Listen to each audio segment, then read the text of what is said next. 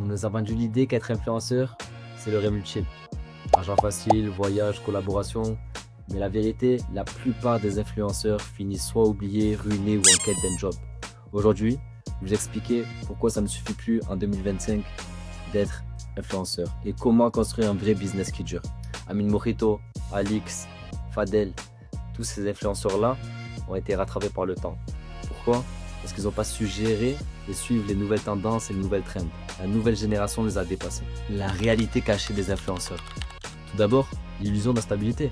Aujourd'hui, combien de marques ont arrêté de collaborer avec certains influenceurs? Donc c'est les marques qui choisissent d'arrêter du jour au lendemain.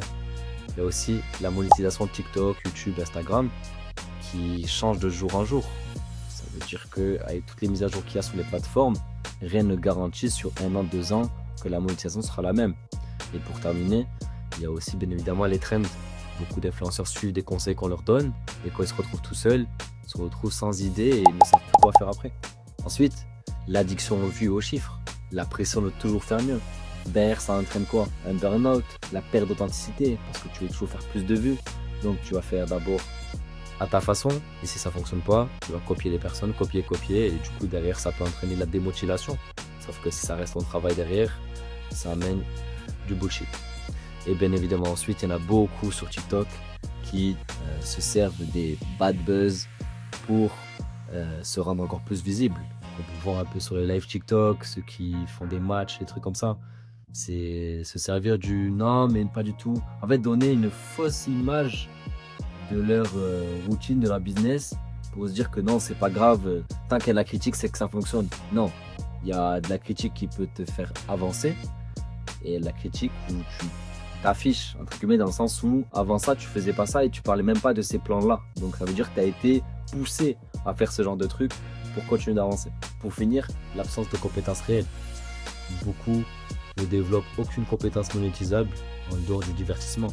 Ce qu'on appelle la culture du vide. Mettre des posts, ok, c'est monétisable, ok, tu peux prendre de l'argent avec ça, mais derrière, voilà, c'est quelque chose qui ne fait évoluer personne, c'est quelque chose que en soi tout le monde s'en fout, mais vu que tu es une personne qui a pas mal d'abonnés, qui a une certaine autorité, on va suivre. Mais ça s'essore. À un moment donné, il va falloir penser à autre chose parce que cette culture du vide n'amène à rien. La solution, construire un business crédible. L'influence, c'est comme un tremplin, pas une finalité.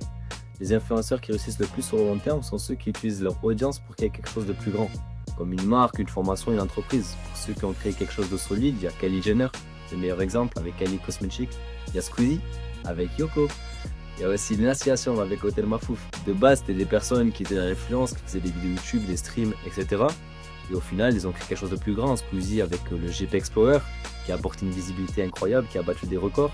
Et l'Inaciation qui a ouvert carrément son hôtel à elle. Alors de base, dans la lumière de tout le monde, c'était juste des simples youtubeurs et influenceurs. Donc il y a des personnes aussi qui peuvent transformer leur influence à bonne échelle.